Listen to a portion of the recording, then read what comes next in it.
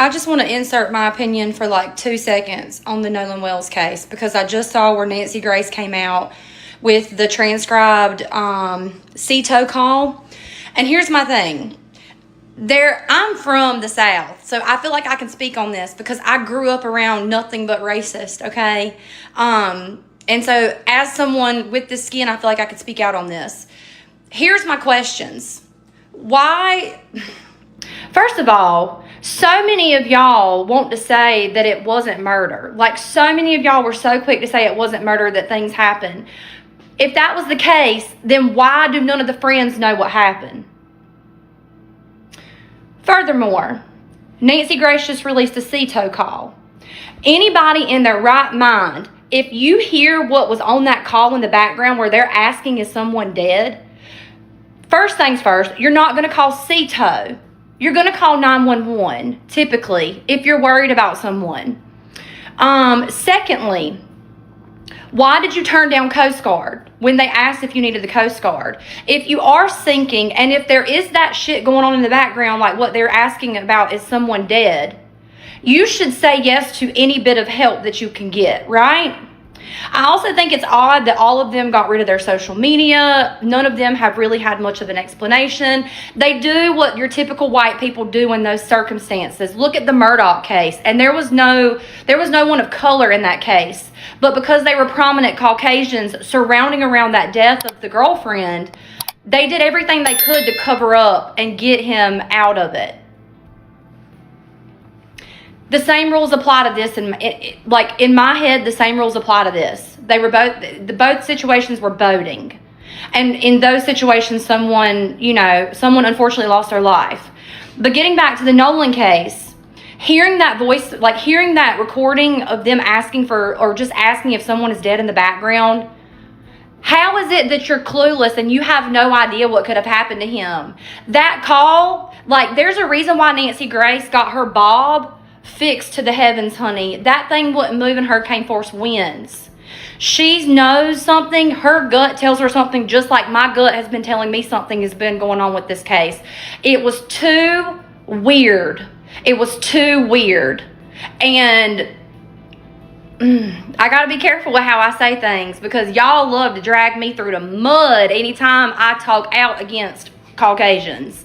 So I'm trying to be careful with how I word this. But before I get in the shower, I've had a long day at work. Before I get in the shower, I really wanted to like put a little bit of 2 cents in your head with that, because I commented on Nancy Grace's video and already people have started coming for me. And all I did was comment, why did we call CTO and not 911?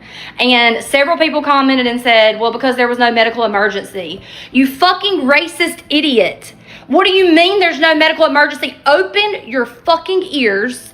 And do you not hear them in the background asking if someone is dead?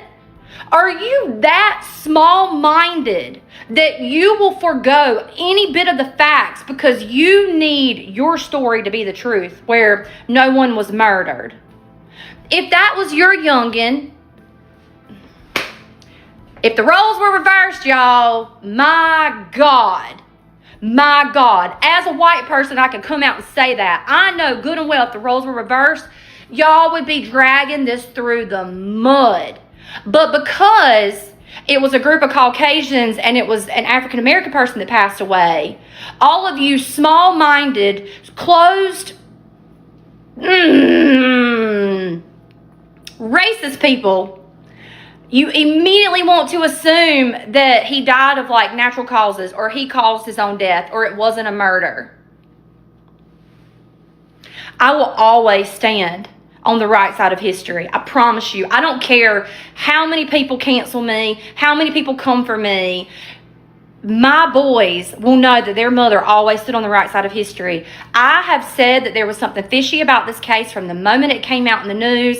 And as soon as I posted something about it, y'all came for me. And I'm just here to say that I stand with Nancy. There's a reason why Nancy is as into this as she was the Casey Anthony shit. Okay? She knows, because her spidey senses are tingling just like my spidey senses are tingling. If a youngin' ever went with me on a boat, it don't matter if they were black, white, brown, purple, green, blue, square, triangle, rectangle, obtuse, Caboose, Papatoose, you name it. That baby's coming home with me and my family. I don't care if anybody got in a fight or an altercation. If you go on the boat with me and my husband, I'm bringing you back. Scout's honor. Promise. Promise. There's something, you never leave anybody, anywhere, especially on water. Y'all can get the fuck out of here with your excuses. That's the thing about you racist people. Y'all will make an excuse out of anything to justify any type of actions. Every single time. There's always an excuse. Just as soon as something happens in the media when an African American or a brown skinned person is involved, you're quick to say, stupid is as stupid does, right? All those things. But you didn't say that about the young girl that died with the Murdochs on the boat. Everybody was boo-hooing tears about her dying. It was so tragic, right? But we don't have that same sympathy for this poor youngin' who had his whole life ahead of him. It doesn't matter what the familial situations were, because I saw that being thrown around. That doesn't matter. He went out with a group of friends. He should have came back with a group of friends, alive. And if he ever went missing, their first thing should have been, we need to find him. We need to know what's going on. How is it that we all of a sudden, everybody's got amnesia and nobody knows what happened to him and nobody can find him? Make that make sense. Those are the type of people that I don't want my children around.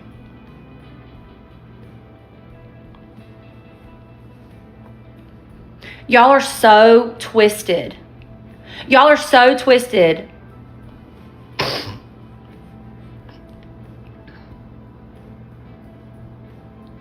I cannot wait for the truth to come out about this poor baby.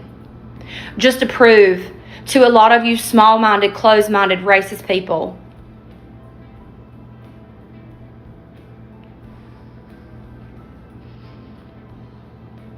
how many more people have to die for you to see that there is a common denominator here? There's a problem. I wouldn't let my own children who are Caucasian go on a boat with a group full of other Caucasian children. Let that sink in. Will not allow it. The only time I allow it is if I'm there. That's it.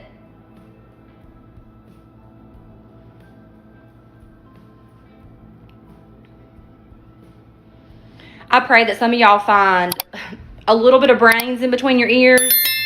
And I pray that some of y'all find a little bit of empathy too. Because all of you closed-minded, small-minded racists are also you claim to be Christians. Y'all are the most evil people I have ever seen in my entire life.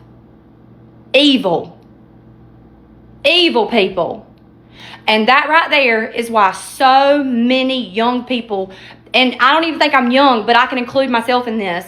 There's a reason why me and my family don't go to church every Sunday, every Wednesday like I did when I grew up. Your body is your temple. Jesus is right here. Those of you that go to church on Sundays and Wednesdays, and the ones that post your Bible verses or, you know, live, laugh, love, eat, pray, love, whatever, on your walls, you're the same people. You're the same people. I'm disgusted with y'all. Like, to everyone with brown skin, please let me formally apologize, because I do not share the views and the thought patterns and anything to do with what the people that share my skin color have. But I apologize for these small-minded people, because as someone who was raised around nothing but small-minded racists, I grew a brain myself and decided what I wanted to pick as right and wrong. And I'm so sorry that not all of us feel this way, but I promise you I feel so passionately about this that I will do everything that I can in my power to never stop running my lips to help just shed light onto what y'all go through. I love you, but I had to do this. I got to get in the shower. Bye. On August 1st, a Mississippi state official had to do something he never should have needed to do. He got on social media and told the public, "The toxicology report you've been reading about Nolan Wells, the one with numbers, with specifics, with a page that looks official, is fake. Not leaked, not early, not unofficial, fabricated. Somewhere, right now, someone built a document designed to look like a dead 18-year-old's blood work, and thousands of people shared it before anyone checked. The real report exists. It was finished days earlier. It's sitting on a desk in Jackson County, Mississippi, sealed, unread by the public, unread even by Nolan's own parents. This is the story of what we actually know. 1 month after Nolan Wells never came home from a boat trip. Not what a fake document says. What the record says. Before the case, before the theories, there was a kid from Ocean Springs, Mississippi, Nolan Xavier Wells, 18, a football player, first at Ocean Springs High School, then headed for Southwest Mississippi Community College. His coach didn't talk about his stats when he spoke about him publicly. He talked about how Nolan carried himself, with humility, with warmth toward teammates who needed it. Sit with that for a second. Before any of this became a national story, it was a family's 4th of July. On the morning of July 4th, 2026, Nolan left the Mississippi coast by boat with a group of friends, headed for Horn Island, a barrier island 10 miles offshore. Federal land, no buildings, no stores, nothing but sand and water, and whoever else showed up that day. It's a tradition out there. Boats everywhere. People drifting between groups. Riding out with one crew and coming back with another isn't unusual. That afternoon, Nolan's friends told investigators he stayed behind, in the company of a young woman he'd met that day, intending to catch a later ride. He never got one. Why this matters? Everything that follows sits on top of this single, unresolved fact. Nolan chose, according to his friends, to remain on an island that empties out by nightfall. What happened between that choice and his death is the entire case. His mother reported him missing late that Saturday night, once it was clear he hadn't come back and couldn't be reached. What followed was one of the largest search efforts the Mississippi Gulf Coast had seen in years. The Coast Guard, the Jackson County Sheriff's Office, the Department of Marine Resources, the National Park Service, volunteer boats from the United Cajun Navy, combing water most people will never see in their lives. For 2 days, nothing. Then, on the morning of July 6th, a park ranger found a body on the northwest shoreline of Horn Island. The coroner wouldn't confirm it by sight alone. DNA testing would need to make it official. But he said the words a family never wants to hear secondhand. There is no reason to believe it is not him. Pause here. For 2 days, Christine Wells Wansley and Elmore Wansley didn't know if their son was alive. Then they knew he wasn't, and they still didn't know why. That gap between knowing someone is gone and knowing what happened to them is where this entire case has lived for a month. It's where it still lives tonight. 2 accounts exist about Nolan's final hours on the island, and they don't fully agree. According to a Department of Marine Resources police report, several friends who traveled with Nolan said that when they left, he was with a young woman they didn't know and that he chose to stay. That account has been consistent across multiple interviews with investigators and media. But Javon Williams, a friend of Nolan's who saw him on the island that day, riding on a separate boat, told CNN directly that this doesn't match the person he knew. Quote, "I've never known Nolan to stay back while his friends leave." End quote. 2 people who knew Nolan Wells arrived at the same doubt independently, his friend and, by public accounts, his own family. Not proof either way. A character-based contradiction sitting next to a consistent group account, unresolved. Why this matters? This is not a case with one clean narrative and a villain. It's a case with a documented mechanical emergency, a documented departure, and a gap in the timeline that even the people who were there don't fully agree on. Here's where this case became something bigger than one family's tragedy. Nolan Wells was black. Most of the friend group he traveled with was white. Within days, that fact, combined with an unresolved timeline, turned into a national flashpoint. Photos circulated. Accusations circulated. Civil rights attorney Ben Crump was retained by the family, raising concerns about whether the investigation was moving with the urgency it should. Those concerns deserve to be taken seriously on their own terms. They rest on a documented, decades-long pattern in American criminal investigations. That's a real conversation, and it's bigger than this single case. But alongside it, something else happened. A viral video clip, a photo falsely claimed to show Nolan alive after the search began, later shown by its own metadata to have been taken more than a week earlier. An argument video mischaracterized as a cover-up, later clarified on the record by the person actually in it. And now, the biggest one yet, a completely fabricated toxicology report, built to look official, spreading faster than anything the state itself had released. Mississippi's Public Safety Commissioner didn't mince words about it. Quote, "Fraudsters, AI, and social media are a recipe for disaster," he said. "Someone's death should not be your entertainment." End quote. Sit with that. Somewhere in the last month, this stopped being only a missing person case and a grieving family. It became a target for people who build convincing fake evidence for clicks about a teenager who is actually permanently gone. Strip away the fake documents and the viral claims. Here is the verified record as of this week. The Mississippi State Medical Examiner performed Nolan's autopsy on July 7th, 3 days after he went missing. On July 30th, officials confirmed the report was complete and had been submitted to the Jackson County Sheriff's Office. The toxicology results were finished alongside it. Neither has been made public, not to the press, not to Nolan's own parents, according to attorney Ben Crump.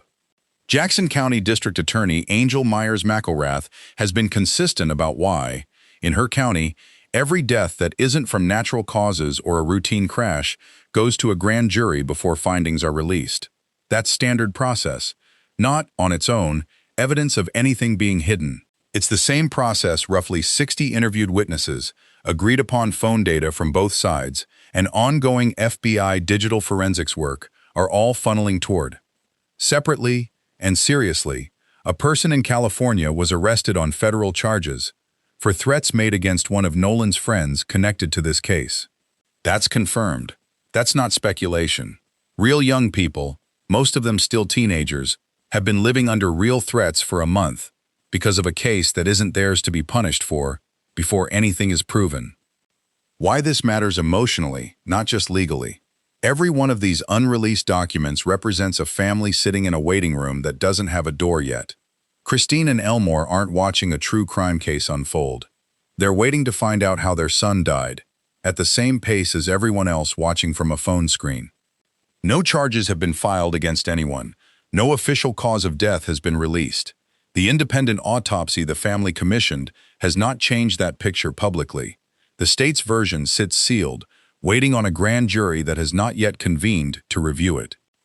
What we know for certain: a mechanical failure on a boat that afternoon, a documented distress call, a young man who stayed behind by his friend's account, a 2-day search, a recovery, and now, a completed but unreleased autopsy and toxicology report, guarded closely enough that the state had to publicly fight off a fake version of it just this week.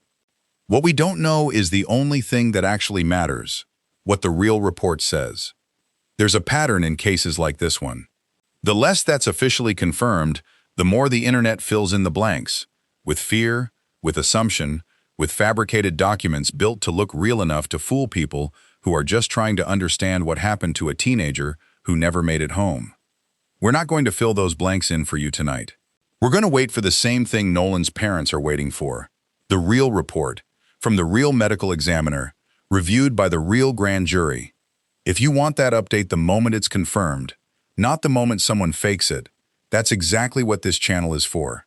Subscribe and stay with us for the next verified development in this case. Nolan Wells was 18. He liked football, and he liked taking care of the people around him. That's the part of this story that should never get lost in the noise. We'll be back the moment there's something real to report.